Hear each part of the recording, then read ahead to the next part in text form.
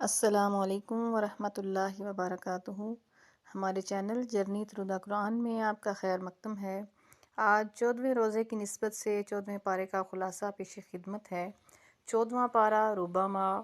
اس پارے میں دو حصے ہیں، سورہ حجر مکمل اور سورہ نحل مکمل۔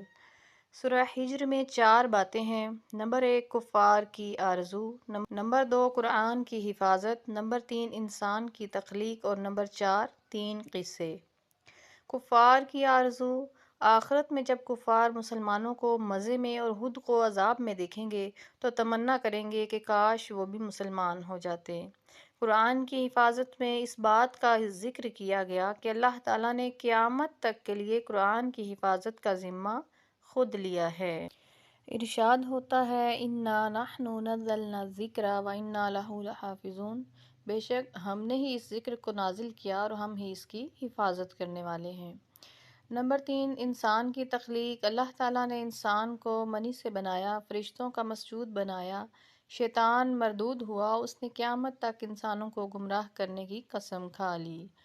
3 قصے بیان ہوئے۔ پہلا قصہ حضرت ابراہیم علیہ السلام کا کہ فرشتوں نے آ کر بیٹے کی خوشخبری دی۔ اس وقت ان کی اہلیہ بہت بوڑھی تھیں، بظاہر یہ ولادت کی عمر نہ تھی، اس لیے آپ کو بیٹے کی خوشخبری سن کر خوشی بھی ہوئی اور تعجب بھی۔ فرشتوں نے کہا کہ ہم آپ کو سچی خوشخبری سنا رہے ہیں، آپ مایوس نہ ہوں۔ آپ نے فرمایا کہ اللہ کی رحمت سے مایوس ہونا تو صرف گمراہی کا کام ہے۔ دوسرا قصہ، حضرت ابراہیم علیہ السلام کو خوشخبری سنا کر فرشتے حضرت لوط علیہ السلام کی خدمت میں حاضر ہوئے اور ان سے درخواست کی کہ آپ اپنے گھر والوں کو ساتھ لے کر رات ہی کو اس بستی سے نکل جائیے، کیونکہ آپ کی بستی والے گناہوں کی سرکشی میں اتنے آگے نکل گئے ہیں کہ اللہ تعالیٰ نے ان کے ناپاک وجود سے زمین کو پاک کرنے کا فیصلہ کر لیا ہے۔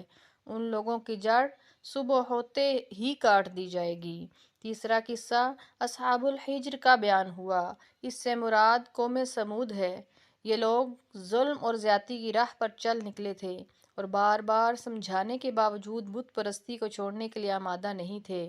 انہیں مختلف معجزات دکھائے گئے، بالخصوص پہاڑی چٹان سے اونٹنی کی ولادت کا معجزہ، جو کہ حقیقت میں کئی معجزوں کا مجموعہ تھا۔ اونٹنی کا چٹان سے برآمد ہونا معجزہ، اس کی جسامت کا غیر معمولی بڑا ہونا، اس سے بہت زیادہ دودھ کا حاصل ہونا، یہ سب معجزات تھے، لیکن ان بدبختوں نے اس معجزے کی بھی قدر نہ کی۔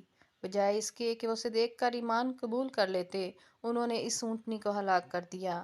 چنانچہ وادی حجر والے بھی عذاب کی لپیٹ میں آ کر رہے۔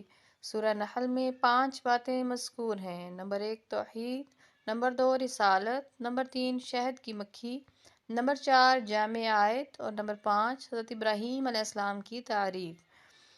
توحید کے بارے میں ہمیں قرآن پاک میں جا بجا مختلف انداز سے تذکرہ ملتا ہے۔ اللہ تعالیٰ نے زمین کو فرش، آسمان کو چھت بنایا، انسان کو نطفے سے پیدا کیا، چوپائے پیدا کیے جو بار برداری کے کام آتے ہیں اور ان میں رونق اور زینت بھی ہوتی ہے۔ بارش وہی برساتا ہے جس سے کھجور، انگور، زیتون اور بہت سے دوسرے میوہ جات اور غلے وہی پیدا کرتا ہے۔ رات اور دن، سورج اور چاند کو انسان کی خدمت میں لگا رکھا ہے۔ دریاؤں سے تازہ گوشت اور زیور وہی مہیا کرتا ہے۔ سمندر میں جہاز اور کشتیاں اسی کے حکم سے رواں دواں ہیں۔ اگر اللہ کی نعمتوں کو شمار کرنا چاہیں تو شمار نہیں کر سکتے۔ رسالت، نبی اکرم صلی اللہ علیہ وآلہ وسلم کو حکم دیا گیا کہ آپ لوگوں کو حکمت اور موعظہ حسنہ کے ساتھ اللہ کی طرف بلائیں اور اس کی راہ میں پیش آنے والے مصائب پر صبر کریں۔ شہد کی مکھی کا نظام بہت عجیب ہوتا ہے۔ یہ اللہ کے حکم سے پہاڑوں اور درختوں میں اپنا چھتا بناتی ہے۔ یہ مختلف قسم کے پھلوں کا رس چوستی ہے، پھر ان سے اللہ تعالیٰ شہد نکالتے ہیں جس کے رنگ مختلف ہوتے ہیں، اور اس شہد میں اللہ نے انسانوں کی بیماریوں کے لیے شفا رکھی ہے۔ جامع آیت، اس سورت کی آیت نمبر 90 میں 3 باتوں کا حکم دیا گیا اور 3 باتوں سے منع کیا گیا۔ عبادات اور معاملات میں عدل، ہر ایک کے ساتھ اچھا سلوک اور قرابت داروں کے ساتھ تعاون کرنے کا حکم دیا گیا، اور واضح برائی، منع کردہ کاموں اور ظلم، ان 3 باتوں سے روکا گیا ہے۔